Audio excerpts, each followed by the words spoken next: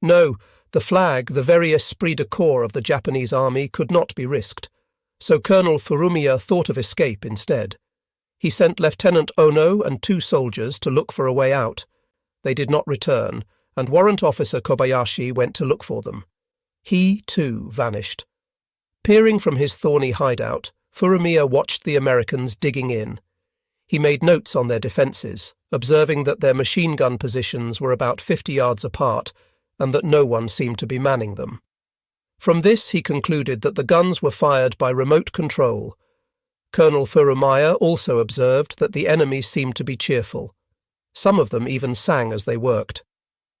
It was thus that Marine mortarmen sang of their stovepipes, those harmless-looking tubes that shoot straight up and down and kill men, and it was thus that Chesty Puller's mortarmen were singing while they stacked up piles of shamrock-shaped triple shell casings.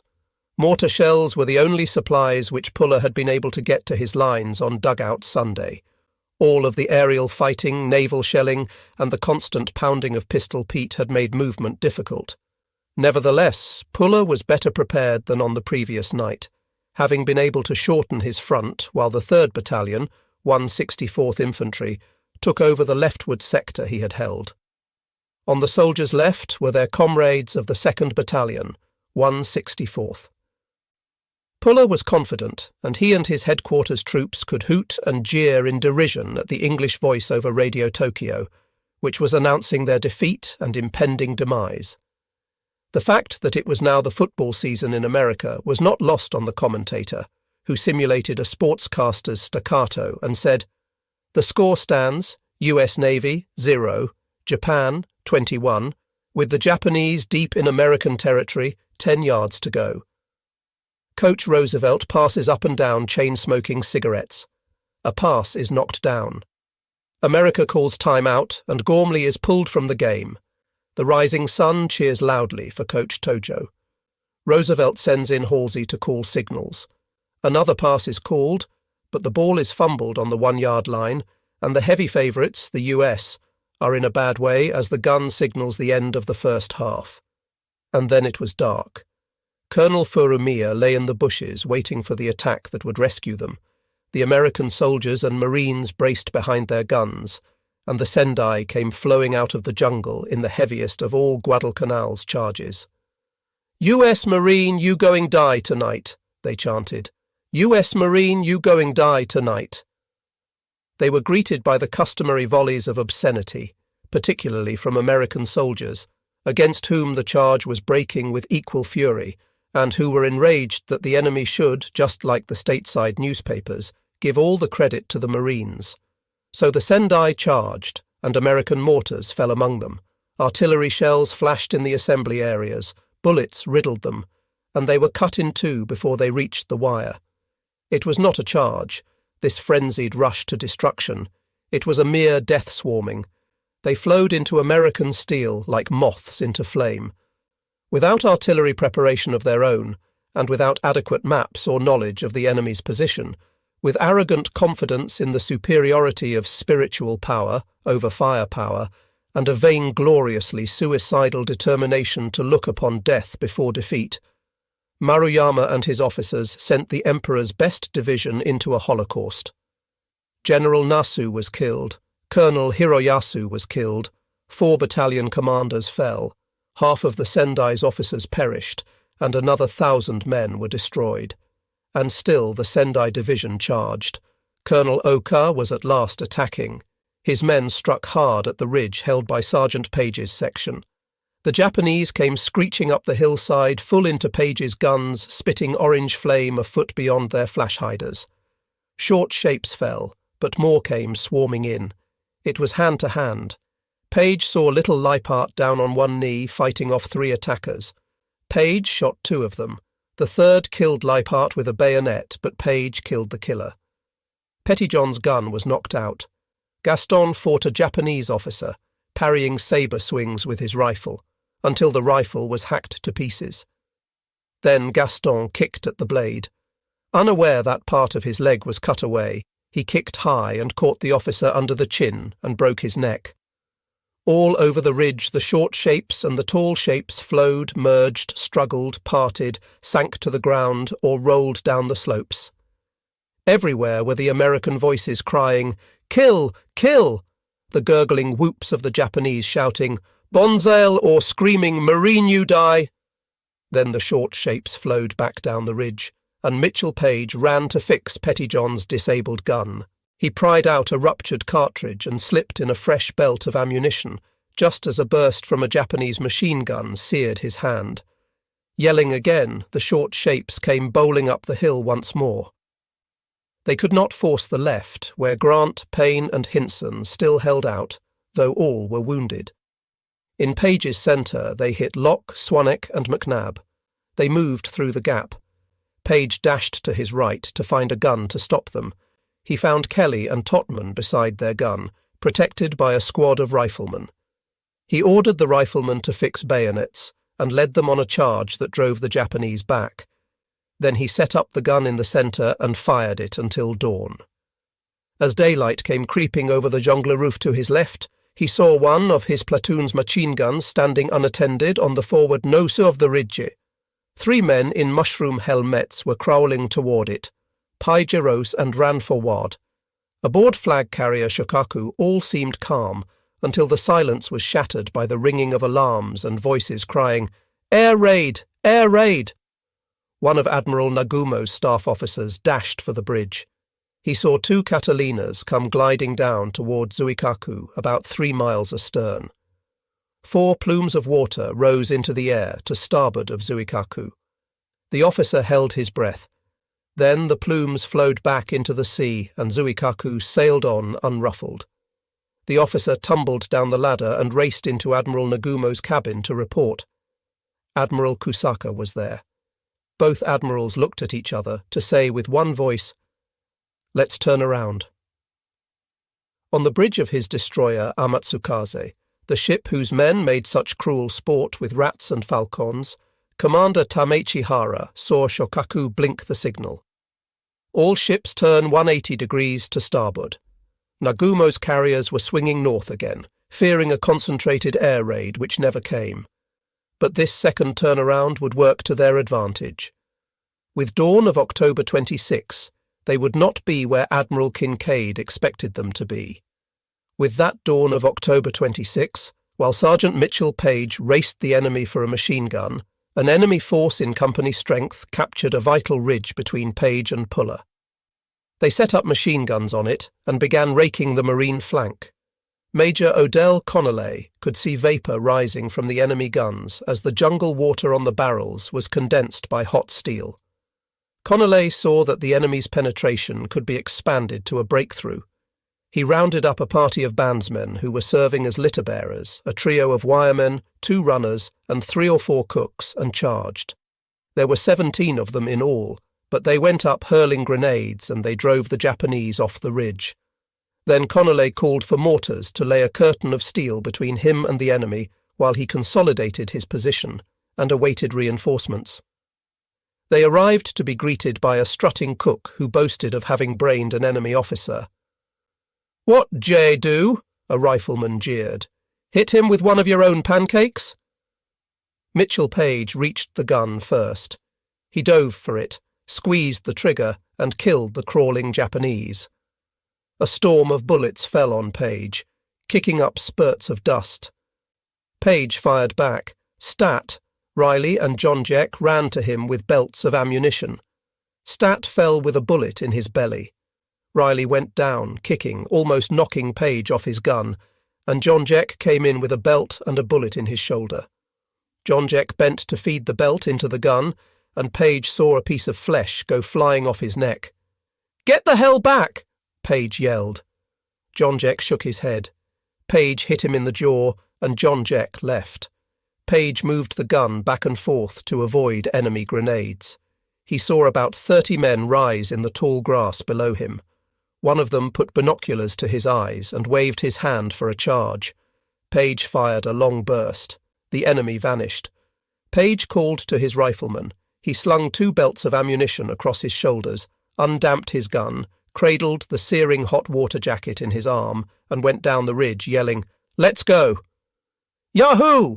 the Marines yelled. "Yah! Ho!" And they went racing down the hill after the dispersing enemy. The officer with the glasses popped up out of the grass, and Page disemboweled him with a burst, and then he and his Marines had burst into the jungle. It was silent and empty. The enemy was gone. The Battle of Henderson Field was over. General Maruyama had already ordered a full retreat. Colonel Shoji was taking the remnant of the Sendai right wing to the east. Maruyama was leading the reeling left wing to the west.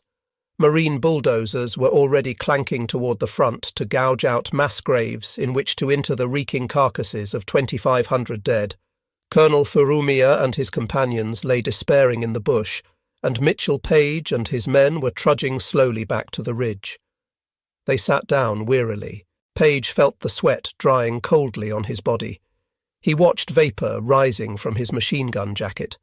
He felt a burning sensation in his left arm. He looked down. From fingertips to forearm, a long white blister was forming, swelling as thick as a rope to mark the place where flesh had held hot steel. Out in the bay behind him, submarine Amberjack had at last surfaced, had finally delivered her cargo of fuel, and was now sailing eagerly away to Australia. Sometimes entire campaigns often have depended upon the outcome of a naval battle, but seldom has a great fight been fought at sea because of what happened ashore. Yet the Battle of Henderson Field was directly responsible for the savage carrier conflict called the Battle of the Santa Cruz Islands. Successive postponements of the 17th Army's major assault on Guadalcanal had not only cost the Japanese the services of carrier Hio, but had given the Americans time to double their carrier forces. And carrier power varies as the square. 2 carriers are 4 times as powerful as 1. General Maruyama's premature message of victory had also left Admiral Yamamoto teetering on a tightrope of indecision, and had very nearly sent his carriers tearing into the trap which Admiral Halsey had planned for them. But Admiral Nagumo's 2 turnarounds had kept him well north of Hornet and Enterprise, as they slanted northwestward from their run around the Santa Cruz Islands. Throughout the night of October 25 to 6, while the Sendai Division made rendezvous with Ruin, the 2 American flat tops raced along an aggressive northwestward course toward the enemy. Hornet had a deckload of aircraft ready for a moonlight strike. All of the ships were alerted for immediate action, but the Japanese carriers were never found. Nagumo had been frightened into his second and most fortuitous turnaround by the fruitless attack on Zuikaku. After he had reversed course, the vanguard group of battleships and cruisers had also turned north. Shortly before 3 o'clock in the morning of October 26, 13 scouts went zooming aloft from the Japanese carrier decks. A few minutes later, the entire fleet vanguard gunfire ships, Nagumo's 3 carriers, and Admiral Kakuta in Junyo, about 130 miles to the north, turned south again. About 5 o'clock on the bridge of Amatsukaze Commander, Hara heard his radio room voice tube come to life with the message, "Shokaku scout plane reports a large enemy force at KH-17.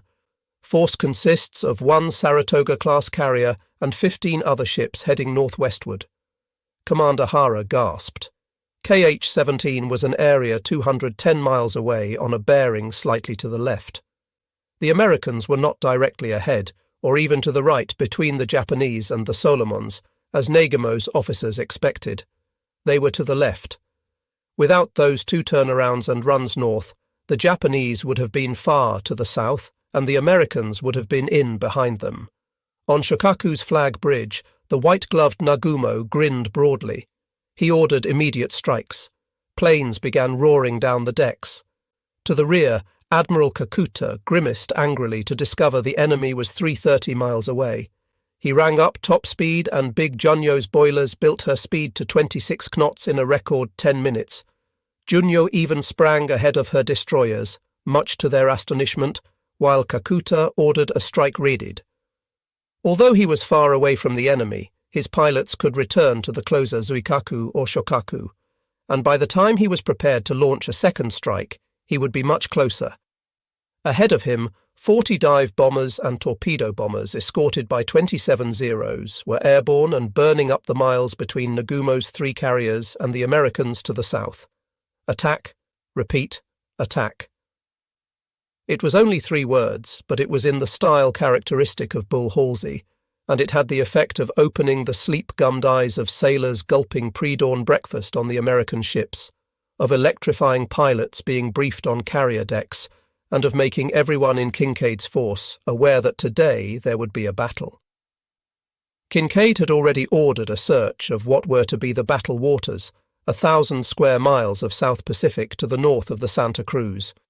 It was a wise decision, considering his lack of information on the enemy, but unfortunate in the fact that a few minutes after 16 Dauntlesses took off, he received a Catalina report, delayed 2 hours, placing the enemy about 200 miles to the northwest. By then, the Dauntlesses, each armed with a 500-pound bomb, just in case, had paired up and fanned out over the battle water by twos. Some of the pairs found the vanguard group commanded by Rear Admiral Hiroaki Abe, and a few of them made unsuccessful attacks on Cruiser Tone. But it was not until a few minutes before 7 that Nagumo's carriers were located. They promptly put up smoke and altered course. The Dauntlesses began fighting off the Zeros, buzzing in on their tails, but their report also drew Lieutenant Stockton Strong and Ensign Charles Irvine to the area. They saw the smaller carrier Zuiho below them. They nosed over, a pair of small bombs between them, and went screaming down. Commander Hara gaped. The American scout planes had come down from the overcast undetected and were already pulling up over Zuiho. Hara could see the silver streaks of their bombs flashing toward the unsuspecting ship. Then Hara groaned. A pair of explosions shook Zuiho, and black clouds rolled skyward. Just 2 bombs, and both had hit in almost the same place, tearing open a 50-foot hole in Zuiho's flight decks, knocking out gun batteries and starting fires. Zuiho signalled that she could launch planes but could not receive them. Nagumo ordered her to fly off all of her fighters and withdraw. Of 5 flat tops which had sailed from Truk, only 3 were left. Moreover, the Lord thy God will send the Hornet among them until they that are left, and hide themselves from thee, be destroyed. To Hornet's fighting sailors, many of whom carried this capital H quotation from Deuteronomy inside their wallets, no comment on the battle could be more appropriate. And at 7:30 that morning, Hornet was first to strike at they that are left and hide themselves. Lieutenant Commander William Widhelm led 15 Dauntlesses, 6 Avengers, and 8 Wildcats aloft, to be followed by 44 additional aircraft from both carriers. Behind these, 73 aircraft winging northwestward, the American ships prepared to receive Nagumo's 67 warbirds roaring southeast. Aboard the carriers, flammables were heaved over the side, deck hoses were shut off, and men stood by with buckets of foamite to fight flames. Liquefied carbon dioxide was fed into gasoline lines to freeze and crystallize as protection against fire. Damage control units fanned out through the ships, while men who worked the huge sprinkler systems stood by in control rooms ready to flood any section of the ship upon order. Sailors and marines everywhere put on their helmets and flash clothes, their life jackets as well, if they did not interfere with movement, and the brigs were thrown open and prisoners temporarily freed to take up their battle stations, in the sick bays, in the engine rooms, in the galleys, or on the guns. Inside soundless turrets made of thick steel, gunners and ammunition passers checked the chains which brought up shells and powder bags from magazines below, while less protected gun crews on weatherdeck mounts stood by their sights or wiped the oil from gun barrels. Aboard Enterprise, men trained to fire the new 40mm anti-aircraft guns spoke confidently to each other of what these sleek new beauties would do to rascals, as American seamen, with characteristic delicacy of phrasing, called enemy aircraft. Big new battleship South Dakota also mounted the new gun, an American version of the famous Swedish Bofors, and she had them because of an accident. Rushed to the South Pacific through the Panama Canal, South Dakota had torn her belly open on a coral pinnacle near Tongatabu and had had to limp into Pearl Harbor for repairs. While there, she was fitted with dozens of the new 40s, and her skipper, Captain Thomas Gatch, had made sure his men could shoot them, for Gatch may not have had much passion for clean fingernails or white glove inspections, but he did like a bullseye. All the way from Pearl Harbor, Gatch had kept his men busy at target practice. Squeegees and buckets lay neglected in South Dakota's lockers, and the big ship became a slattern. At Santa Cruz, she was probably the dirtiest ship in the United States Navy, but also one of the deadliest. And so the ships made ready, and on Hornet, thoughtful cooks baked thousands of mince pies and doughnuts. They hoped, if there was a lull in the battle, to take them throughout the ship, along with buckets of hot coffee, to feed Hornet's hungry fighters. Colonel Masajiro Fumia was in a torment of hunger and thirst. The preceding night, he and the 5 other survivors of the 7th Company had attempted to break out of the American lines and rejoin their comrades. They had gotten to within 100 yards of the American wire and had been pinned to the ground by the terrible hail of fire which riddled General Maruyama's second nocturnal assault.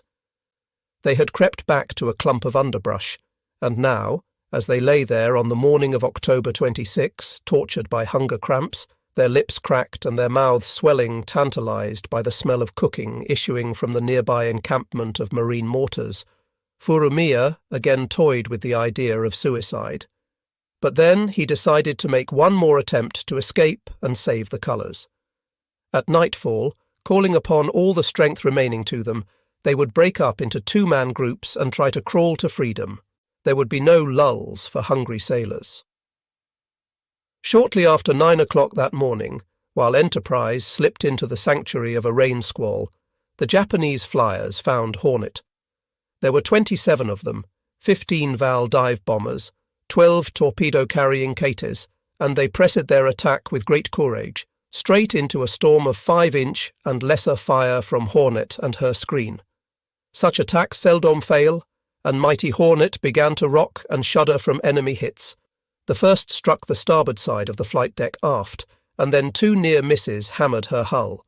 Next, the Japanese squadron commander came thundering down on a suicide dive. He carried 3 missiles, 1 500-pound bomb, and 2 100-pounders, and one of the smaller bombs exploded as he smashed into Hornet's stack.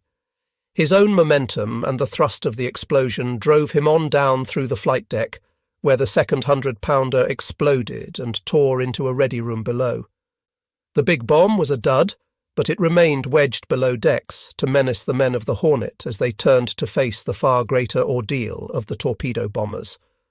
Though some of the Kates blew up and others plummeted into the sea, the others bored in lower stern. 2 torpedoes struck to starboard in swift, staggering succession, tearing away the ship's armour and ramming into the engine rooms. Belching smoke, ablaze from gasoline fires set by the suicider, Hornet lurched to starboard, slowed to a stop, and began taking in water. 2 more 500-pounders struck aft, and a third landed slightly forward. And then a blazing Kate made a suicide run from dead ahead, crashing into the forward gun gallery and blowing up near the forward elevator shaft. In 5 minutes, Hornet had been left a helpless, drifting, blazing hulk. Her fire mains were broken, and her power lines were cut, communications were out, and 6 fires were burning fiercely, threatening at any moment to engulf the ship, or worse, detonate the deadly 500-pound egg lodged in her vitals. She seemed surely lost, and there was one despairing moment when Captain Charles Mason issued the order, "Prepare to abandon ship." But minutes later the bullhorns blared, "Belay that! Belay that! Fire's under control." Hornet was being avenged. Her dauntlesses had found Shokaku, accompanied by still-smoking Zuiho. Just as the Japanese had struck at their own ship, the Americans went plummeting down through layers of flak with enemy fighters clawing at their tails, and they put 3 to 6 1,000-pound bombs into Shokaku's vitals. Pouring out columns of smoke, her flight deck shredded and her hangars in ruins, all of her guns useless, Shokaku turned away. Commander Hara aboard Amatsukaze watched her departure in agony. But then he hastened to obey the retiring Admiral Nagumo's orders to join the screen-protecting Zuikaku. Fortunately for Japan, the American Avengers never found Shokaku and were unable to finish her off with torpedoes. They struck instead, along with riddled flights from Enterprise, at Admiral Abe's Vanguard group, damaging cruiser Chikuma and forcing her to withdraw. But they had missed the prize, the carriers. Even so, Big Shokaku was out of the war for 9 months. Damage control teams led by Commander Henry Moran and greatly assisted by destroyers Morris and Russell lying alongside to hose the burning ship with seawater, had brought all fires under control by 10 o'clock in the morning. Commander Pat Crehan's Black Gang had provided steam by hooking up 3 undamaged boilers to unruptured pipes, ingeniously connected to the after-engine room. Hornet was fit to be towed, and cruiser Northampton came cautiously forward to secure a line to her. But then a lone Val swooped down to drop a bomb that missed, but which also cancelled towing operations and sent the apprehensive screening ships racing wildly around the crippled giant. They need not have bothered, for the enemy aircraft were at that moment concentrating on Enterprise. "I think," Commander John Crommelin said thoughtfully, studying one of the diving valves with professional detachment, "I think that son of a bitch is going to get us." He was right. Plunging at an angle, the 500-pounder slammed through the forward overhang of Enterprise's flight deck, came clear for 15 feet, ripped through the forecastle deck, and tore out of the ship's port side to explode under the port bow, ripping jagged holes in the ship's side and blowing a Dauntless into the sea. Thus, at 11:17 a.m., the onslaught on the only undamaged American carrier in the entire Pacific was begun. Only an hour before, Enterprise had already lost destroyer Porter out of her screen. Japanese submarine 121 had launched a spread of long lances at Big E, but Porter had taken them in her fire rooms and had had to be sunk by gunfire from destroyer Shaw. And so Captain Osborne Hardison, Enterprise's new skipper, had also to think of subsurface attack when the enemy dive bombers came hurtling down from the blue. Fortunately, he did not also have to deal with simultaneous aerial torpedo attack. The Japanese had planned it that way, but of the 44 planes that were to make coordinated torpedo and bombing assaults, the 24 dive bombers arrived a half-hour earlier and went immediately into action. Steel and flame spouted up to meet them. Aboard mighty South Dakota, 100 muzzles flamed and fell, like lethal pistons, and a cloud of dark brown powder smoke drifted off her stern. South Dakota would claim 32 enemy aircraft shot down that day. She would be officially credited with 26, but she and all the other gunfire ships, all of Enterprise's guns taking full aim at the relentless Vals coming straight down on their twisting, manoeuvring ship, could not deny the enemy. Moments after the first bomb struck, another crashed abaft the forward elevator, breaking in 2 on the hangar deck, where one half exploded and the other half drove down to the third deck before exploding and killing 40 men. Fires broke out. Light, power, and communications lines were cut, and then a third bomb hit aft of the Island superstructure to starboard. Enterprise was whiplashed. She shook along every inch of her 800-foot length. Nearly every man on his feet was slammed to the deck. Her entire foremast turned a half-inch in its socket, knocking the antennas on it out of alignment, and a fuel tank was torn open to trail a wake of oil behind as Hardison swung his stricken ship hard to port. Then the bombers departed and the torpedo bombers arrived. There were 11 dark green Kates in the first wave, but after Lieutenant Stanley Veitassa got through with them, there were only 5. In one of the great flying feats of the war, Swede Veitassa, who had already shot down 2 Vals over Hornet, sent 6 torpedo planes into the sea before he ran out of ammunition. 3 or 4 more Kates were shot down by other Navy pilots, but still, 15 broke through the fighter screen. They came flat over the water toward Enterprise, boring in off both bows. Captain Hardison stood on the Big E's bridge, his helmet in his left hand, watching the enemy aircraft, staying on course, with South Dakota following 1,000 yards distant like a wingman, watching while American firepower whittled the enemy. 5 miles out, a Kate burst into flames and dove into the ocean with a brief plume of spray. 3 miles out, another skidded into the water. 2 more came apart. But then 5 Kates on the right bow made their drops. Hardison looked quickly to the left. 4 more Kates were coming in but had not yet launched. He looked again to his right. Like a dreadful V, 3 torpedoes sped straight and true toward him, the middle one slightly out in front. They would strike and sunder Enterprise amidships. Hardison studied the wakes intently. Everything Guadalcanal even depended on his judgment. For one long calculating second, Hardison stared at those 3 long lines of bubbles. Right full rudder. Right full rudder, sir. Slowly, ponderously, Enterprise's stern swung left, while her rudder, a huge steel blade 3 stories high, swept tons of water to the right. Slowly, with fraught majesty, her great bow swung toward the torpedo tracks. Captain Hardison walked to the left wing of his bridge to watch. Admiral Kincaid came to stand silently beside him. As though increasing speed, the wakes bubbled toward Enterprise, and then they were out of sight beneath the left overhang. "Rudder amidships!" The helmsman swung his wheel to left. Big E straightened. The enemy's terrible trio sped harmlessly past the ship's left side. But now Destroyer Smith was on fire. A wobbling, smoking Kate had flown straight into her forward gun mount. Smith's bow was a mass of flames. Hardison turned left again, and Smith dropped back to come astern of South Dakota. And then, her guns still firing, she buried her flaming nose in the battleship's high foaming wake to put her fires out and return to station. "Torpedo on the starboard bow!" There was no chance to turn inside the wakes this time. The torpedo was too close. Hardison made no calculated delay before coming hard right again. He gave the order instantly. Big E's stern skidded left again, and this time the torpedo ran harmlessly down the ship's right side. Plunging down its wake, Enterprise passed the drowning enemy aviators who had launched it.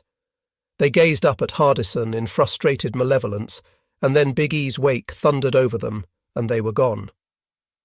Now there were 5 more Kates attacking Enterprise from dead astern. They manoeuvred for a shot at her left middle. Hardison kept turning right to give them his narrow stern, while his force's gunners spat out a storm of 20mm shells. 3 Kates went down in quick succession. The 4th made a bad drop and crashed, but the 5th launched with good aim from nearly dead astern. Hardison swung his ship to parallel the torpedo track and watched the enemy missile pass along his left side. Enterprise plunged along at 27 knots, her men still battling fires, others trying to patch her riddled flight decks, and lookouts watching carefully for periscopes again. Overhead, returning planes from both her own and Hornet's decks pleaded for permission to land. At last, Commander Crommelin insisted that they must land, holes or no holes, or else run out of gas and crash. They began coming in, and as they did, South Dakota's radar picked up a large formation of enemy aircraft to the west. Planes that had not landed pulled up their wheels and banked away with roaring motors. Without altitude, they were out of the fight, and it was up to Kincaid's gunners. Once again, they beat the enemy off. Although the Japanese planes had had the advantage of low cloud cover, they were also denied the opportunity of singling out Enterprise for concentrated assault. 20 of them attacked in shallow dives that are the delight of anti-aircraft gunners, and 8 of them were shot down while scoring only 1 near miss on Enterprise. A few minutes later, a handful of stragglers pounced on South Dakota and the cruiser San Juan. A 500-pounder hit the battleship's No. 1 turret. Inside that thick steel cocoon, no one was aware of the hit, but a bomb splinter struck Captain Gatch in the neck. For a single confused minute, South Dakota spun out of control and made straight for Enterprise. Once again, Hardison was swinging his ship, and then San Juan, also knocked out of control by an enemy bomb, went careening left with whistle blowing, guns shooting and breakdown flag flying, while the American ships broke formation and went scrambling off in every direction to avoid her. Finally, San Juan was brought under control. Enterprise sailed on, her forward elevator still jammed, but already beginning to take on planes and turning south at full speed. retiring hastily south to escape the big enemy surface force now rushing down to finish her off.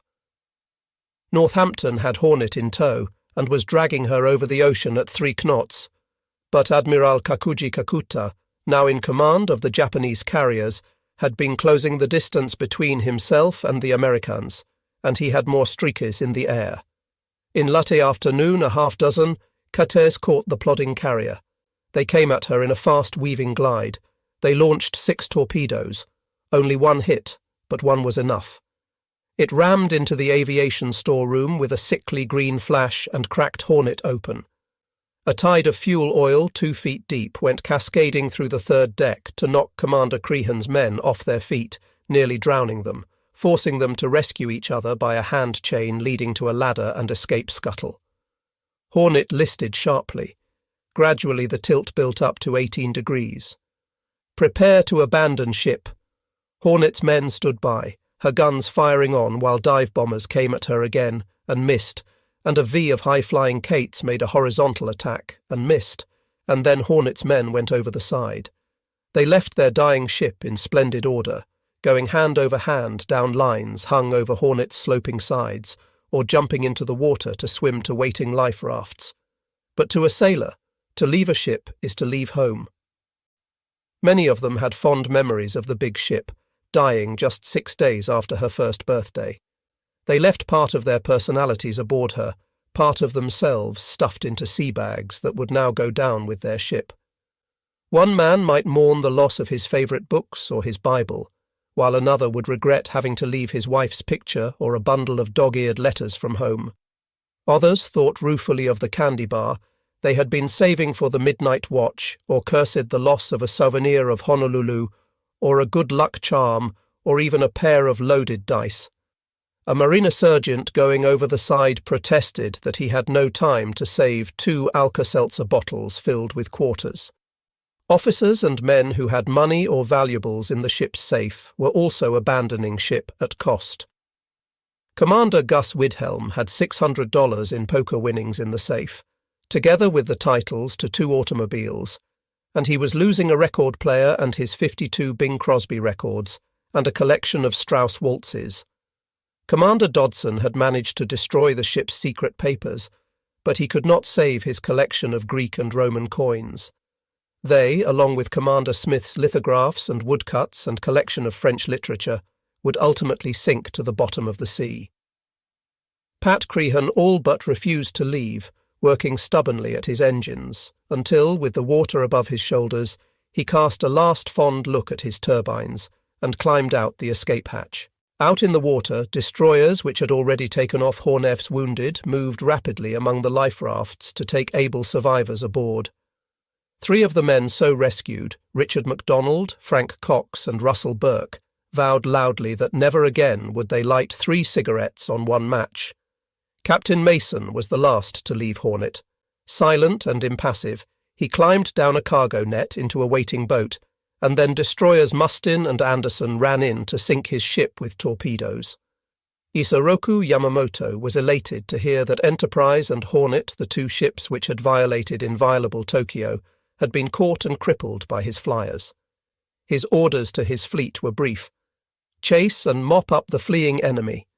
All ships gave immediate pursuit. Vice Admiral Nobutake Kondo sent battleships Kongo and Haruna and a dozen cruisers and destroyers plunging southeast at a furious 30 knots. Rear Admiral Hiroaki Abe, with battleships Hiei and Kirishima, and another flock of cruisers and destroyers, also poured it on. After both surface forces came Kakuta with Junyo and Zuikaku, hoping to get off a finishing strike at dawn. But Admiral Kincaid had wisely taken his ships out of range. The best that the Japanese could do was to find Hornet and to scare off the American destroyers which had failed to sink her. Mustin and Anderson had fired 8 torpedoes each at Hornet. 9 of them hit, yet Hornet remained afloat, proof, if more were ever needed, that America's shipbuilders were superior to her torpedo makers. Only 4 Japanese fish were needed to do what 16 American torpedoes could not do. They were launched by destroyers Akigumo and Makigumo, and they put USS Hornet, 7th American ship of that name, beneath the wave. Only crippled Enterprise now stood between the enemy and Guadalcanal. In Tokyo, a great victory was proclaimed, but once again, the Japanese failed to understand that if they had won a tactical victory, as they certainly had in the Battle of the Santa Cruz Islands, they had suffered strategic loss. Although Hornet was gone and Enterprise was damaged, the Americans had once again bought time with blood. Enterprise could be repaired while more ships and aircraft were rushed to the South Pacific. But for Japan, Santa Cruz meant that Hiyo, Zuiho and Shokaku were out of the fight for Guadalcanal, and 100 aircraft, with their precious pilots and crews, had been lost. After Santa Cruz, Japan's carrier-based aircraft would no longer be a factor at Guadalcanal. Perhaps Emperor Hirohito, again more prescient than his admirals, was aware of the strategic loss. For the imperial rescript issued to celebrate the victory was the very model of a cautious vaunt. The combined fleet is at present striking heavy blows at the enemy fleet in the South Pacific Ocean, Hirohito said. We are deeply gratified. I charge each of you to exert yourselves to the utmost in all things toward the critical turning point in the war. Even as the rescript was announced to the people of Japan, on Guadalcanal itself, the men of the Emperor's own division were passing through an ordeal duplicating the travail of the Kawaguchi Brigade before them. Retreating east and west, the Sendai also clawed at trees for bark, or drank from muddy puddles, or gnawed their rifle slings. Behind them, Colonel Masajiro Fumia had decided that suicide was the only resort. He and Captain Suzuki had not been able to escape on the night of October 26-7. American fire had forced them back to their hideout. They were alone, for the others had been killed. Weak with hunger, Fumia and Suzuki had barely enough strength to tear the 29th Infantry's colours into bits of bright red and white silk and to grind them into the mud. Then Colonel Fumia wrote a letter which Suzuki was to deliver to General Maruyama if he survived. I do not know what excuse to give. I am sorry I have lost many troops uselessly, and for this result which has come unexpectedly. We must not overlook firepower. When there is firepower, the troops become active and full of spirit. But when firepower ceases, they become inactive. Spirit exists eternally. I am going to return my borrowed life today with short interest. Colonel Fumia paused. He wrote his last line. The mission of a Japanese warrior is to serve his emperor. Masajiro Fumia tottered to his feet. He straightened. He bowed profoundly in the direction of the emperor, and the captain put the pistol to the colonel's head and pulled the trigger. For nearly 3 months now, both sides had been frustrated in a war of blacks and whites. Black for the nights in which the Japanese attacked, landed troops and supplies or shelled the enemy. White for the day in which the Americans attacked, landed troops and supplies, or flew off airplanes to intercept bombing raids, preparing the way for the enemy's movement at night. But now it was November, the crucial month, the 4th month of battle, and both sides entered it with redoubling arms and confidence in ultimate victory. In Tokyo, Imperial General Headquarters prescribed for the 3rd time a massive coordinated assault by the Army and Navy. Tactically, there would be a difference. Surprise night attacks were to be abandoned in favour of steady driving operations launched from the Japanese platform west of the Matanikau. The remnant of the Sendai Division was to assemble on that platform while awaiting the arrival of the 38th Division, and later, the 51st Division then in China, and a mixed brigade, also in the Far East. Once the Sendai had recovered from its mauling at the hands of the Americans, and all of these units were in place, the offensive would be renewed.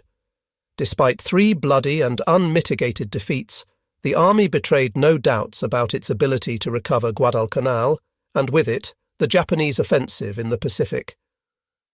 The army felt this way because it continued to believe Navy reports of smashing victories at sea, particularly the last exaggeration. 2 American carriers and 3 battleships sunk in the Battle of the Santa Cruz Islands. Many admirals were not nearly so sanguine. They were not because they knew the truth of their own frightful losses in both carrier and land-based air. and because they appreciated, better than the generals, the terrible risks involved in putting men and supplies ashore in the face of enemy land-based air. Some admirals, among them Gunichi Mikawa and Raizo Tanaka, argued against reinforcing while Henderson Field remained operative. They wished to suspend operations until Rabaul could be expanded as a rear base and a forward base near Buin could be established. Then, with Henderson Field truly knocked out, then and only then, they would renew the attack. Tokyo could not agree. Reinforcement was to commence immediately, in the customary way. Nightly runs of the Tokyo Express preceded by daylight bombing of Henderson Field and accompanied by night surface bombardment so furious as to make the night of the battleship seem, in comparison, a veritable rosy dawn. Already, at his base in Truk, Admiral Yamamoto was at work on a plan drawing heavily from his formidable array of battleships. Reinforcement was also an American concern, but as much, if not more, with aerial as with ground strength. Land-based air, the Americans knew, with all respect and admiration for General Vandergrift's skill and the doggedness of his doughty troops, was holding Guadalcanal. Accordingly, aircraft and pilots were being gathered to replenish a Cactus Air Force, which, on October 26, the day of Santa Cruz, was down to 29 combat planes. On October 19, 5 days before President Roosevelt had ordered the Joint Chiefs to rush all available weapons to Guadalcanal, General Marshall had alerted the U.S. Army's 25th Infantry Division, under the command of Major General J. Lawton Collins, for movement from Hawaii to the South Pacific. Moreover, Admiral Halsey had cancelled the Enderney operation which Richmond Kelly Turner had found so attractive, and which Alexander Archer Vandergrift had considered so inimical, and he had ordered the 147th Infantry Regiment, the 8th Marine Regiment, the 2nd Marine Raider Battalion, long-range artillery, and a battalion of Seabees forward to Guadalcanal. However, American reinforcement had encountered two setbacks: one, the sinking of President Coolidge with an Army regiment's equipment, and two, Kelly Turner's penchant for playing general. Balked on Nandani, Turner, a persuasive man, convinced Admiral Halsey that another airfield should be constructed at Aola Bay, about 50 miles to the east of Lunga Point. Turner approached Halsey aware that Vandergrift's engineers and Martin Clemens, who had lived at Aola, considered the area impossible as an airfield site. Turner also made his proposal without Vandergrift's knowledge or acquiescence, and so a battalion of the 147th Infantry, half of the Raiders, all of the Seabees, artillery from the Americal Division, as well as marine coastal and anti-aircraft guns, were to go into Aola rather than into Vandergrift's perimeter. Vandergrift protested, and though his arguments would ultimately move Halsey to withdraw the Aola expedition, they did not prevent the immediate loss of men and guns upon which the general had been relying. To lose the Seabees was an especially stiff jolt, for all of their skills and heavy equipment were very badly needed at Henderson Field. While long-range artillery could have been turned against Pistol Pete, again shelling the runways, and the Raiders and another battalion of infantry would naturally make the ground defences that much stronger. After the defeat of the Sendai, Vandergrift had about 23,000 Marines and 3,000 soldiers in his command, but of these, 4,000 Marines were with Rupertus on Tulagi, and the others, particularly the men who had landed on August 7th, were very close to exhaustion. They were shadow troops. 3 months of uninterrupted ordeal such as no American troops had ever sustained, before or since, such as few soldiers in history have experienced, had made them walking skeletons of parchment flesh and quivering nerve. They were the young ancients, the old young, staring with a fixed 1,000-yard stare out of eyes that were red-rimmed and sunken. Their bodies were taut rags of flesh stretched over sticks of bone. They had come to Guadalcanal muscular and high-spirited young men, but now each had lost at least 20 pounds, some had lost 50, and their high fervour had ebbed and nearly flowed away. They were hanging on by habit only, fighting out of the rut of an old valour. They were lonely. It was an utter, aching, yearning loneliness. It was a feeling of what has been called expendability, a conviction that their country had set them down, alone, in the heart of an enemy camp, and then forgotten them. They could not comprehend the contradiction of their own total commitment to the war and news of labour strikes at home, or worse, of ships lying unloaded in their own bay because merchant seamen wanted extra pay to unload them, and they were losing hope.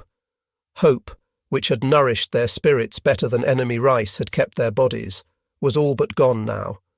It had been eroded like an island in a stormy sea. Tide after tide of adversity had washed over it, each time it had emerged intact, but with shrunken shores. Now hope was a cluster of sea-washed rocks and scraggly palm trees standing in the path of a new tidal wave of calamity gathering in the north. Without hope, these men turned in upon themselves. They rarely spoke except to close friends. Squad by squad, they kept apart. They became tribal or clannish. Some men who had spent as much as 2 months in the same foxhole along the same river or on top of the same ridge could not, except by dire threats from NCOs or direct orders from officers, be made to move as much as 50 yards away from their holes. It was as though they feared to displease the local deity, much as they might explain that bombs and shells fell in showers and instantaneously on this dreadful island, and that a man was a fool to be caught very far from shelter. They acted, actually, from an atavistic dread. 3 months of modern war in the primitive jungle had stripped away the acquired vesture of civilization and left them naked and trembling again before a tutelary god. In this hole they had survived, and they would not leave it. Such men would not even leave their holes to go to chow, and other men could not go because the galleys were generally located so far to the rear that they had not the strength to get there and back.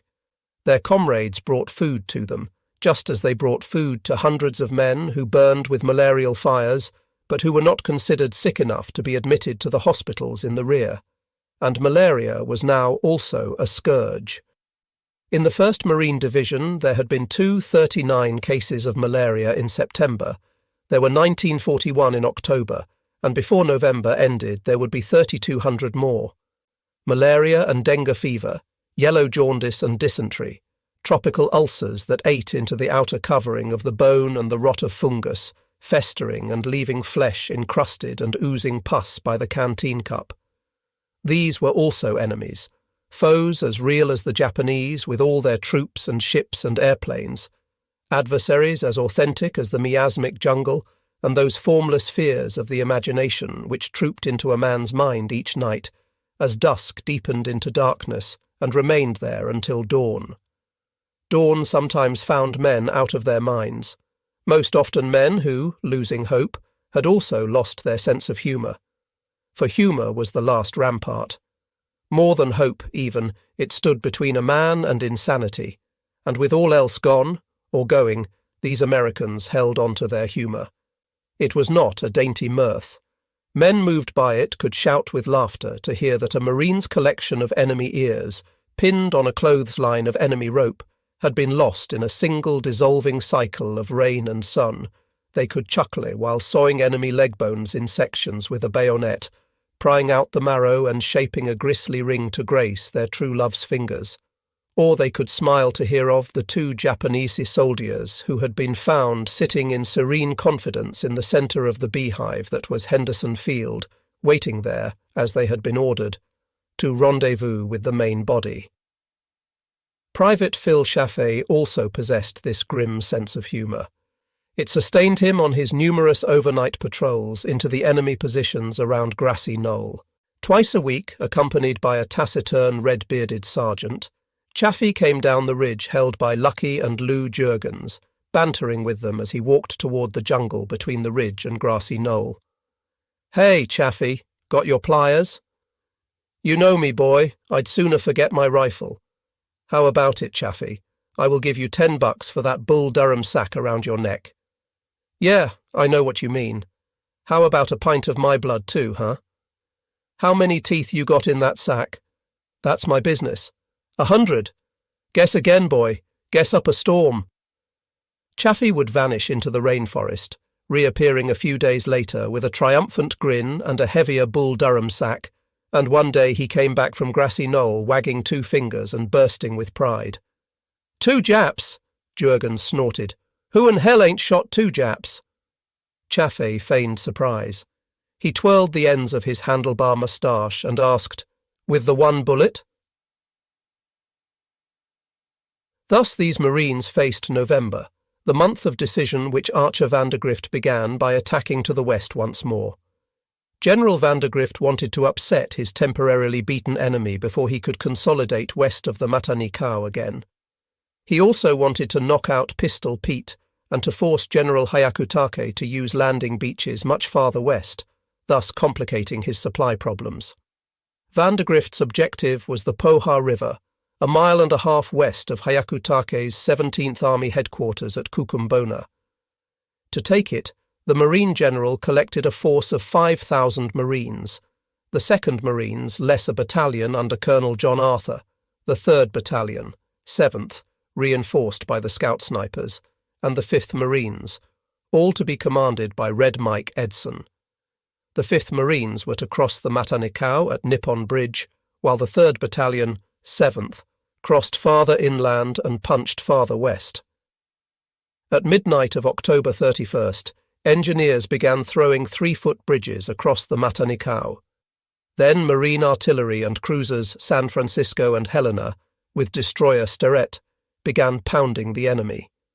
At dawn, the warships came in close to shell Point Cruz, and the attack went forward. General Hyakutake fought desperately to hold his position. He plugged his riddled front with service troops, walking wounded, sick, typists, clerks and cooks, mustering every able-bodied man who could fight. But the Marines drove them back toward Point Cruz. The night of November 1st, Edson halted just short of the point. Behind him, engineers threw a 10-ton vehicular bridge over the Matanikau. In the morning, Edson called upon Silent Lou Walt to wheel his battalion north and drive to the sea on the other side of Point Cruz. Walt's men drove quickly into place. The Japanese at Point Cruz were now hemmed in on 3 sides with their backs to the sea. Edson ordered his men to attack in one of the Pacific War's rare bayonet charges. The mariners swept forward with a yell to kill every one of the 350 enemy soldiers caught in the trap. And then General Vandergrift's 3rd attempt to clear his western flank was again interrupted by events in the east. On November 2nd, Vandergrift was informed by Admiral Halsey's intelligence section that the Japanese would land near Coley Point to the east that night. Vandergrift decided to intercept them. He would mark time in the west while clearing the east. Once that was done, he could throw all his strength into the Matanikau thrust. So Red Mike Edson returned to the perimeter, leaving a blocking force west of Point Cruz under Colonel Arthur, and Herman Henry Hanneken's tired but trusty battalion was pulled out of the line and sent on a forced march toward Coley Point.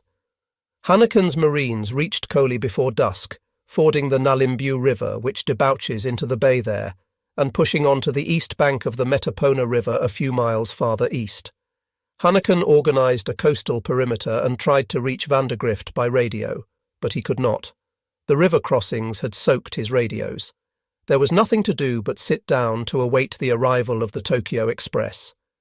Vice Admiral Chuichi Nagumo had been relieved of his command. He was going home, and Commander Tameichi Hara came to see him before he left Truk. Hara was surprised to see that the hero of Pearl Harbor looked so haggard. "You don't look good, Admiral," he blurted. Nagumo tried to make light of his appearance. "Just a touch of flu," he said. "Once back home, I'll be in good shape." Hara nodded. "Sasebo's climate will cure you," he said, "and you deserve a rest. Compared to your duty, sir, I've been on a pleasure cruise." "Well, you'll have a tougher time from now on," Nagurno said grimly, informing his visitor that all but 2 of Combined Fleet's carriers were going home for repairs. Hara was astounded, and then dumbfounded to hear Nagumo admit that although Santa Cruz had been a Japanese tactical victory, it was a shattering strategic loss for Japan. To offset American replacement capacity, Nagumo explained, Japan had to win every battle overwhelmingly. "This last one," he said, "was not an overwhelming victory." Saddened, Commander Hara returned to Amatsukaze. He knew that he would soon be sailing his destroyer from Truk as part of the Guadalcanal bombardment fleet, and now, as Nagumo told him, Japan's precious warships were to be risked without aerial cover. The next day, November 3rd, Commander Hara stood on his bridge to watch cruisers Isuzu, Suzuya, and Maya and 8 destroyers sortie from Truk. Standing on Isuzu's flag bridge was Hara's old chief, Rear Admiral Raizo Tanaka. He was taking his squadron to the Shortlands. Tanaka the Tenacious was returning to the helm of the Tokyo Express, and even as he sailed, the Express's first run in the new reinforcement operation was making for Coley Point. 1 cruiser, 3 destroyers, and 1 transport were bringing more men and supplies to Colonel Toshinaro Shoji at Tetere. Shoji had arrived at this village east of Coley Point, the place where Mr. Ishimoto murdered the missionaries, after an agonizing march from the October battleground. He brought with him 25 starving and exhausted men, the remnant of the Sendai Division's right wing. He expected his badly needed supplies to arrive early in the morning of November 3rd, or roughly at the same time Admiral Kelly Turner's airfield building expedition would arrive farther east at Aola. Martin Clemens was at Aola. With him were a handful of Marines and his cook, Michael, who had just been discharged from the hospital, his dark face pocked with pink shrapnel scars as mementos of the night of the battleships. Clemens had brought his party to his old headquarters to provide landing beacons for Kelly Turner's Aola expedition. 3 pyramids of logs 12 feet high were built on the beach at intervals 600 feet apart. At 3 o'clock in the morning of November 3rd, in a pouring rain, they were set ablaze. Clemens and his men stood watching the fire. Firelight made grotesque silhouettes of their lumpy, poncho-swathed figures. Then, from the east, Clemens saw the swell of high-speed ships washing over the beach. The wash continued west toward Coley Point. Clemens gazed at the beacons in apprehension. The Japanese ships had sailed north of Florida Island. They rounded its eastern tip and entered the bay. Landing beacons were noticed at Aola, but they were considered an enemy trap, a very clumsy one, and the ships pressed west to anchor and unload at Gavaga Creek, midway between Coley and Tetere,